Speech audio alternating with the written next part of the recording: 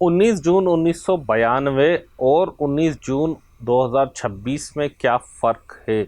MQM की policies किस तरह तब्दील हुई इस दौरान, और एमक्यूएम के साथ रवैया बहैसियत कौम किस तरह तब्दील हुआ या जूं का तू है? ऑपरेशन क्यों किया गया, ऑपरेशन की क्या ज़रूरत थी और ऑपरेशन के क्या नताइज निकले? जी हाँ, एमक्यूएम के ख़िलाफ़ वो तारीख़ी ऑपरेशन का मैं ज़िक्र कर रहा हूँ जो मियां नवाज़ शरीफ साहब के वज़ीर आज़म होते हुए आगाज़ किया गया था, जिसके बाद वो कई साल जारी रहा। बल्कि आप यूं कहें कि उसमें वक्फ़ा आ गया था परवेज़ मुशर्रफ के ज़माने में या आसिफ अली ज़रदारी साहब के पहली हुकूमत में, और अभी तक भी कहीं ना कहीं वो ऑपरेशन जारी है। वो कभी तेज़ हो जाता है तो कभी स्लो हो जाता है। क्या उस ज़माने के हक़ाइक़ थे और क्या आज के हक़ाइक़ हैं, इस पर मैं आज आपसे गुफ्तगू करूँगा। आपसे गुजारिश है कि चैनल को हमारे लाइक करके सब्सक्राइब करें, बेल आइकन को प्रेस करें, कमेंट बॉक्स में राय अपनी ज़रूर दीजिएगा कि आपको प्रोग्राम कैसा लगा। बहुत शुक्रिया। जुल्फ़िकार अली बबर की जानिब से अस्सलाम वालेकुम तमाम फैमिली मेम्बरान को। 19 जून 1992 का दिन बहुत तवील एक तारीख़ है इसकी और बहुत पुराना है। ज़ाहिरी सी बात है, अब हम भी उम्र के उस हिस्से में जा रहे हैं कि जिससे जवानी ख़त्म होना शुरू होती है और मेचोरिटी के हम एन पीक पर पहुंच गए। लेकिन उस टाइम पर हम बच्चे थे। मैंने प्राइमरी पास की थी, ये वो ज़माना था। यानी कि आप अंदाज़ा लगा सकते हैं मेरी एज को देख कर के, मेरे जैसे इंसान ने जब प्राइमरी पास की थी तो उस टाइम पर बाकायदा फ़ौजी ऑपरेशन किया गया था। मियां नवाज़ शरीफ साहब की हुकूमत थी और दिलचस्प बात यह है कि मियां नवाज़ शरीफ साहब के इत्तेहादी थी एमक्यूएम, यानी कि महाजर कौमी मूवमेंट। जी हाँ, उस वक्त तक महाजर कौमी मूवमेंट ही थी और अल्ताफ़ हुसैन साहब उसको लीड करते थे। अल्ताफ़ हुसैन साहब की महाजर कौमी मूवमेंट उस ज़माने में आईजीआई बनी थी और आईजीआई का हिस्सा थी। यह मुस्लिम लीग नवाज़ की बाकायदा हुकूमत नहीं थी। इस्लामी जमहूरिया इत्तेहाद, एक इत्तेहाद बना था पीपल्स पार्टी के ख़िलाफ़, और पीपल्स पार्टी की हुकूमत जो गैर जमहूरी तरीके से हटा दी थी 58(2)B के ज़रिए सिर्फ 18 महीने चलाने के बाद 1990 में जब इलेक्शन हुए आईजीआई के, तो ये इलेक्शन की ट्रांसपेरेंसी भी इस तरह से थी कि मैं आपको समझाऊँ। गुलाम मुस्तफ़ा जतोई साहब थे जो कि दिन में वज़ीर आज़म थे, निगरान, दिन में दफ्तरी से काम सर अंजाम देते थे। मैं ट्रांसपेरेंसी की बात बता रहा हूँ। सिर्फ आज के ज़माने में हम कहते हैं ना as a prime minister care taker, और रात में अवामी जलसे करते थे क्योंकि वो खुद भी और उनके हिमायती भी इलेक्शन में हिस्सा ले रहे थे। ये उस इलेक्शन की जो है कारकर्दगी थी। उसके बाद जो इलेक्शन में आया नाम, पहले अमीन फ़हीम का आ रहा था वज़ीर आज़म के लिए, लेकिन फिर अमीन फ़हीम को ज़्यादा दिलचस्पी ना देखने पर नवाज़ शरीफ साहब को बनाया गया, जिसके लिए अल्ताफ़ हुसैन साहब ने बड़ी लॉबिंग की। अल्ताफ़ हुसैन साहब ने बड़े एहसानात किए मियां नवाज़ शरीफ साहब पे और नवाज़ शरीफ को वज़ीर आज़म बनवाने पे, क्योंकि उस वक्त तक नवाज़ शरीफ का इतना कद नहीं था बेनज़ीर के मुकाबले में। जब तक पंजाब में भी पीपल्स पार्टी काफ़ी मजबूत थी तो अल्ताफ़ हुसैन ने बड़ी सपोर्ट की और उनके गालिबन 15 नेशनल असम्बली के मेंबर थे उस ज़माने के हिसाब से, क्योंकि असम्बली का हुजम छोटा था तो 15 काफ़ी होते थे। 15 के से ये मिलाए थे और बाकी पीर पगारा साहब मिले थे और बाकी लोगों को मिलाकर आईजीआई की हुकूमत बनाई थी। 90 में बनी थी और 1992 में ये ऑपरेशन शुरू कर दिया गया था। कहा यह गया था कि 72 बड़ी मछलियों के ख़िलाफ़ ये ऑपरेशन किया जा रहा है। सिंध में डाकू राज के ख़िलाफ़ ये ऑपरेशन शुरू किया जा रहा है। डाकू राज तो था, इसमें कोई शक नहीं है। सिंध में बहुत ज़्यादा डाकुओं का राज था। पूरा जो है, चाहे वो दादू वाली साइड ले लें, चाहे अपर सिंध वाली, कच्चे वाली साइड, लेकिन जिन लोगों ने सुनी नहीं है मैं वो साइडें भी आपको बता दूं कि टंडोला यार की साइड, जो उस साइड भी बहुत डाकू थे। ये हैदराबाद से आगे डिस्ट्रिक्ट है टंडोला यार, मीरपुर खास और हैदराबाद के नज़दीक।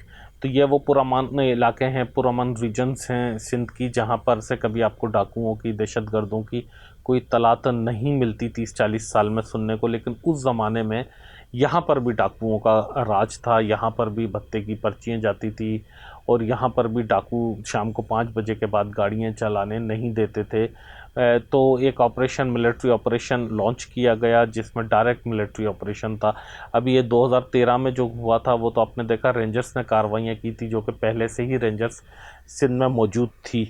लेकिन उस ज़माने में ये कि उससे पहले मैं आपको बताता चलूँ, इस ऑपरेशन से पहले सिंध में रेंजर्स भी मौजूद नहीं थी। रेंजर्स का क्योंकि काम बेसिकली बॉर्डर पे होता है, बॉर्डर सिक्योरिटी फोर्स है हमारी।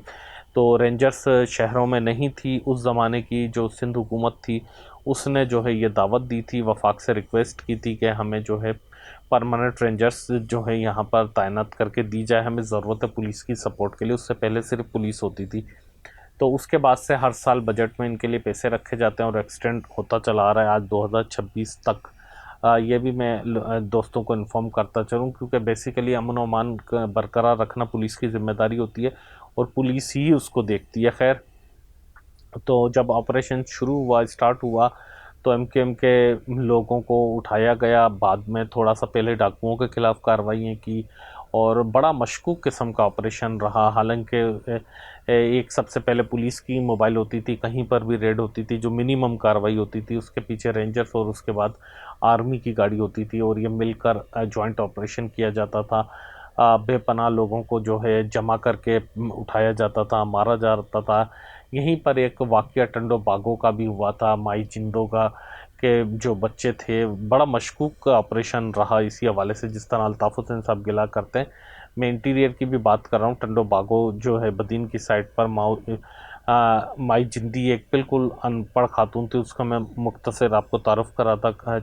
چلو، اس کی فیملی کے 9 لوگوں کو مارا گیا تھا، ٹوٹل 11 لوگوں کو، دیہات کے لوگوں کو، عام دیہاتی شریف لوگوں کو، وہاں پر کسانوں کو قتل کر دیا گیا تھا، کیونکہ میجر کلیم غالباً ان کا نام تھا، ان کے کوئی دوست تھے پٹھان جن کا پیسوں کی لین دین تھی، انہوں نے کہا کہ ان کو مار دو، یہ ڈاکو ہیں، انہوں نے ڈاکو قرار دے کر مار دیا۔ اس کے بعد جو ہے اس پہ فخر کیا گیا، اور پھر اس وقت نواز شریف صاحب بالکل میچور نہیں تھے، جس طرح الطاف حسین صاحب گلہ کر رہے ہیں نا، بالکل صحیح کر رہے ہیں گلہ، نواز شریف کی حکومت سے تعصب بھی تھا ان میں اور ان میچورٹی تھی۔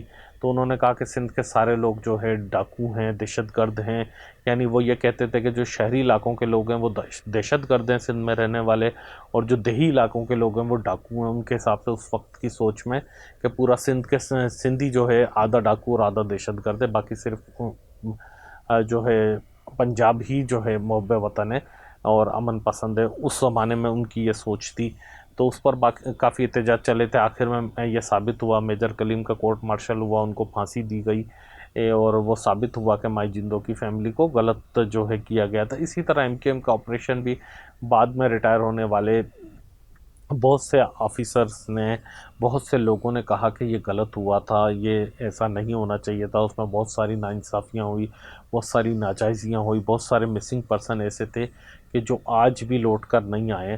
اس لیے میں ان کو مسنگ پرسن کہہ رہا ہوں کہ وہ شاید طبی موت بھی اب تک فوت ہو چکے ہوں۔ تھوڑی سخت بات ہے، اگر کسی کو بری لگے تو میں معافی چاہتا ہوں، لیکن اس لیے میں کہہ رہا ہوں مسنگ پرسن ان کو، کہ دیکھیں جو اس کو آپ کے گھر سے اٹھا کر لے کے گئے تھے، وہ کسی کا میاں تھا، کسی کا بیٹا تھا، کسی کا بھائی تھا، کسی کا باپ تھا۔ تو جب اٹھا کر لے گئے تھے، آپ زندہ سلامت اس کو لے کر گئے تھے، وہ واپس نہیں لوٹ کر آیا، تو ان کے گھر والے آج بھی بے چین ہیں، ان کی آنکھیں آج بھی انتظار کرتی ہیں ان کا کہ کیا پتہ لوٹ کر آ جائیں۔ دروازے پہ دستک ہوتی ہے تو دل میں کہیں نہ کہیں کھٹکا ہوتا ہے۔ کتنی مائیں ایسی جو ہیں، مجھے کمنٹ کر کے بھی آپ لوگ بتائیے گا، اس آس میں مر گئی، کتنے بوڑھے ماں باپ اس آس میں رہے کہ شاید ہمارا بیٹا لوٹ کر آ جائے 6 مہینے بعد، 1 مہینے بعد، سال بعد، 2 سال بعد، 5 سال۔ دیکھیں، مر جاتا ہے کوئی انسان نا، سب کے کوئی نہ کوئی عزیز اس دنیا سے گئے ہوں گے۔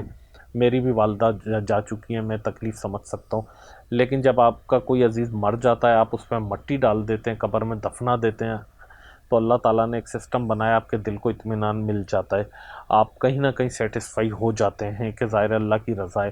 لیکن جب آپ کو یہ پتہ ہی نہ ہو کہ وہ زندہ ہے یا مر چکا ہے، تو وہ بڑا تکلیف کا مقام ہوتا ہے۔ خیر، اللہ تعالیٰ اس تکلیف سے سب کو بچائے۔ تو بہت ساری ایسی عورتیں تھیں، خواتین تھیں جو اس زمانے میں جوان تھیں، بالکل ینگ تھیں، ان کی شادیاں ہوئی تھی، مہینوں ہوئے تھے شادیوں کو، سال ہوئے تھے، کسی کے چھوٹے چھوٹے سے بچے تھے، وہ انتظار کر کر کے عجیب زندگی انہوں نے گزاری کہ بیوہ ہیں یا وہ دوسری شادی کریں نہیں کریں، ان کے شوہر آئیں گے نہیں آئیں گے، اسی میں ان کی جوانیاں گزر گئی۔ ان کے بچے اگر کسی کے چھوٹے تھے تو وہ جوان ہوئے، بعض بچے بعد میں پیدا ہوئے، بعض کی اولاد ہوئی نہیں۔ مطلب کیسی کیفیت ہوگی اس خاتون کی کہ جس کا شوہر 1 ہفتے کی شادی، 1 مہینے کی شادی کے بعد چلا جائے اور لوٹ کر کبھی نہ آئے، پتہ نہ ہو کہ وہ زندہ یا مر گیا۔ خیر، اس زمانے کے انٹیریئر منسٹر جو تھے چودھری شجاع صاحب نے کہا کہ مہاجر نوجوانوں کو مرگلا کی پہاڑیوں میں بھی دفنا دیا تھا جو تشدد سے مارے گئے تھے۔ بڑا دردناک واقعات ہیں، بڑی تکلیف ہوتی ہے یہ باتیں دہراتے ہوئے بھی، ذکر کرتے ہوئے بھی۔ بڑا مشکل وقت تھا، اور جو ہے اس زمانے میں اس کے بعد بھی چلتا رہا۔ آپ بلیو کریں گے کہ آپ اندازہ کریں کہ جو اس زمانے میں بچے ہوں گے، جیسے میں اپنی اگزامپل دے رہا ہوں کہ میں نے پرائمری میں پڑھتا تھا، تو آج میری آپ دیکھیں کہ بال سفید ہو رہے ہیں۔ تو جو اس زمانے میں اگر مجھ سے کوئی چھوٹے بھی تھے، میرے جتنے بچے ہوں گے ان کے، تو آج وہ بھی جوان ہو گئے ہوں گے، وہ بھی کتنی ایج کے ہو گئے ہوں گے، انہوں نے اپنے والدین کو نہیں دیکھا، والد کو نہیں دیکھا۔ تو یہ بڑا تکلیف کا عمل تھا۔ ان کو نہیں پتہ کہ ان کی قبر کہاں ہے۔